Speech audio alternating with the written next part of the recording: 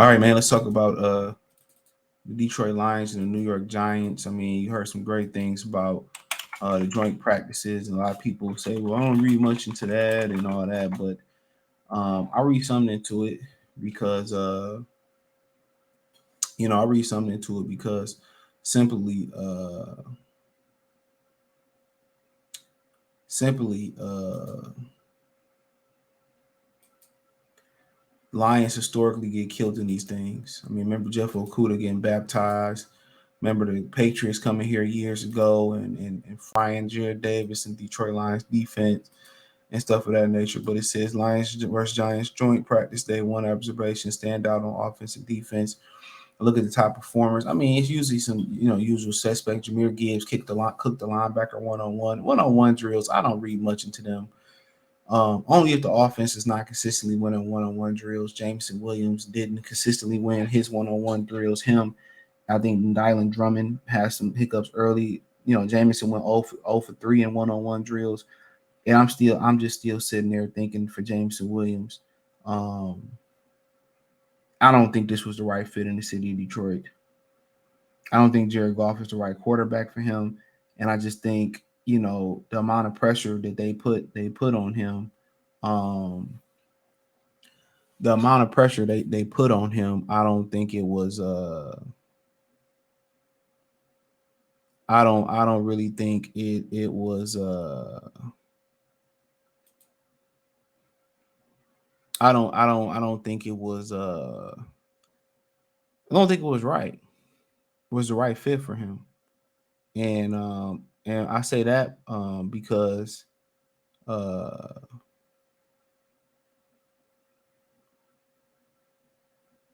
I say that because um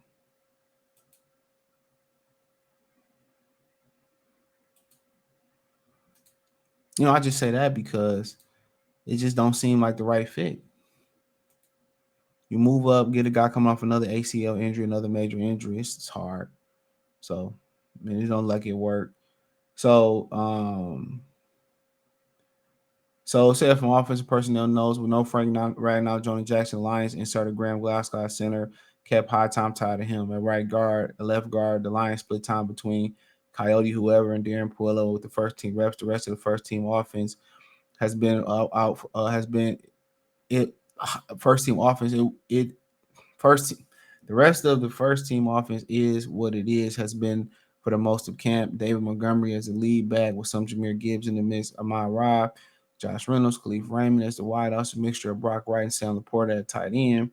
Second team offensive line from left to right, Nielsen, Paulo, Pierre Brent Batcher, Corey Stalesdale, and Jermaine Ifedy, whatever his name is. Offense standouts and one-on-ones. After individual drills opened up one-on-ones on the very first play of the day, Amon Ross set the tone from practice beating rookie Dante Banks on a deep post for a huge gain. Brown won every one-on-one. St. Brown won every one rep I saw out of him. I mean, it's one-on-ones, man. To cover somebody one-on-one without a pass rush, even if they doing one Mississippi, two Mississippi, three Mississippi, whatever, that is like, dude, like it's built for them to win that. It's built for them to win that. That's what you got to understand. The one-on-ones is built for them to win that all day. All right, Khalif Raymond continues to dominate these drills with clear wins over Giants quarterbacks Nick McCloud and Roddy S. Williams.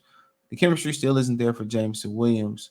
He failed to pull any of his 3 one-on-one reps. That said, he beat Danny Darnay Holmes on a one-on-one rep, but Holmes made up the ground on the underthrow that got Williams a bit early, yet didn't draw a flag. It was a pretty quiet day for Williams overall, as I only have him making a couple of short catches during teams drill. So that's a common thing too, and everybody gonna put it on Jameson Williams, and that ain't what I'm trying to do.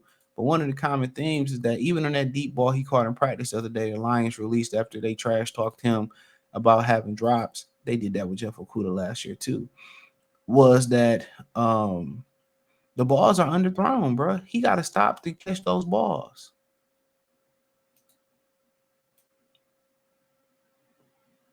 He got to stop to catch those balls. Pause. Even that ball he caught in Green Bay. where he had to reach back and slow down for the ball. The chemistry is not there with Jared Goff. You know, it's not there. It's simply not there. Like it or not, the chemistry is not there for them. And to me, they gonna make it. It's never the quarterback's fault. They gonna make it Jameson Williams' fault. And at the end of the day,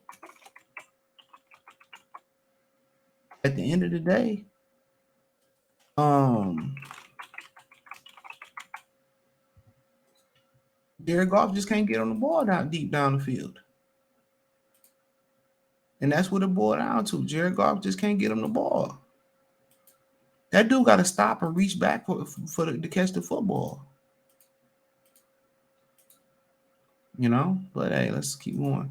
Offense standouts from during team drills. Uh, it was another big day from Dylan Drummond, who has basically been the third best receiver for all lines, Cam trailing St. Brown and Raymond. He creates more separation than anyone on the second team. He's got reliable hands on crossing routes over the middle. Drummond snags passes that was hard, that was a yard behind him. He's a good player, Goff said after practice. Man, he does everything right, continually shows up. I know he's good on special teams from what I heard. For me, he's a guy that continuously is exactly where he's supposed to be on time. He's fast, he's sudden, he's smart, he's got good hands. How many adjectives can I say? He's a good player. This was also a breakout practice for Jahmyr Gibbs. During 11 on 11s, he shook a Giants linebacker out of his shoes, not literally, after taking the pass. And during, you got to say that for older people, they don't know what that means.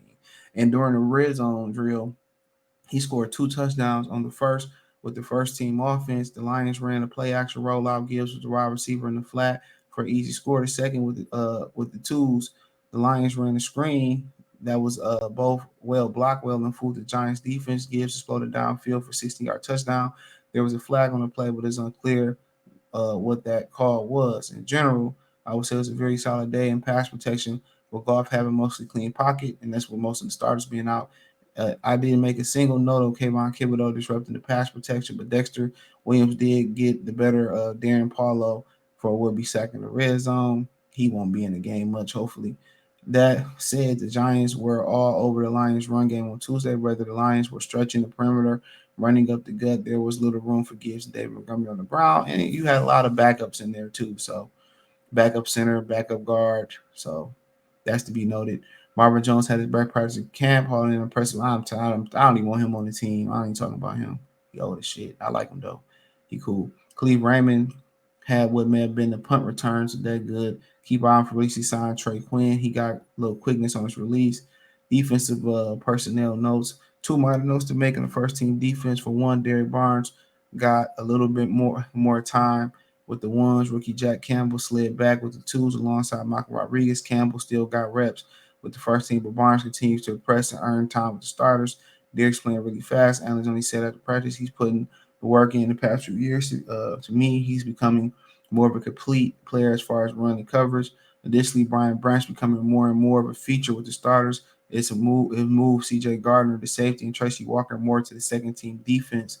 While you never want to read much into first team reps, it's becoming clear the Lions believe Brian Branch will be on the field more often than not right now. So could see a Tracy Walker trade coming. Malafano, and Savion Smith alongside Walker with the twos, while James Houston and Julian Ocore split time with the twos at Sam linebacker. Julian Ocore done. He ain't no linebacker. He cooked. Standouts during 1-on-1. Paid more attention to the offense today, but some notes from defense. It was another big day for undrafted rookie Sterling Thomas V. I had him with a breakup pass interception during 1-on-ones during the drill. He got beat on the fade, but came right back with had perfect coverage on the pass breakup with old pal Khalil Pimpleton. Standouts during team drills. Aiden Hudson was absolutely dominant during practice. Again, I credit him with 2 sacks and another pressure. He also chased down Jones on the play action keeper. Uh, Displaying his motor and athleticism. Curry Joseph continued to show ball hawking skills. Credit him with at least 3 pass breakups in team drills, including the fantastic play on Paris Campbell that caused a big collision. But thankfully, players got up. He was phenomenal in the red zone. More on that later. Lions did struggle a bit in 2 phases of the game. Run defense, defending tight ends, Darren Waller. Ken. Brian used Waller all over the field. It didn't seem to matter who was the covering linebacker, defensive back, as For the run defense, the Giants hit the Lions defense with a misdirection, and it worked. Um, he said red zone. I mean, you can go through this shit yourself. So, I mean, we can go through it real quick. Pass breakups from Jerry Jacobs from Paris Campbell. I never thought much of Paris Campbell coming out of Ohio State. Kirby Joseph, a Hudson run down play action, design scramble on Daniel Jones for a couple yards. Joseph again stopping Jones with quarterback keeper. Alex only blowing up a toss play. So overall, man, it was a good day for them. I mean, I seen who they starting defensive tackles is, and maybe I'll do a little bit on the depth chart later this week. And it was Isaiah Bugs, and it was Isaiah Bugs, and it was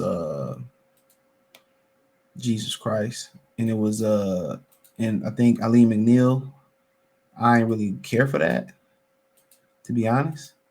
You know, they just two run stoppers, and if you ain't stopping the run and you got them dudes in there, you need to switch it up then, because they ain't gonna provide any penetration pause. But hey, um, sound good. They usually get cooked in these drills, to be honest. So yo, let me know what you girls and guys think. Check out Detroit Lions Talk playlist. Thumbs up the video, share the video, subscribe to the channel. Next subscribe button is the bell icon button. Hit all notifications, increase your chance, get notifications. We go live or drop video financially. Want to support the channel? Cash App $ CJ Good 313, Venmo CJ Good 313, PayPal link in the description. Hit the link tree. Find me on Twitter, Instagram, Spotify, Cash App, Venmo, PayPal. Peace.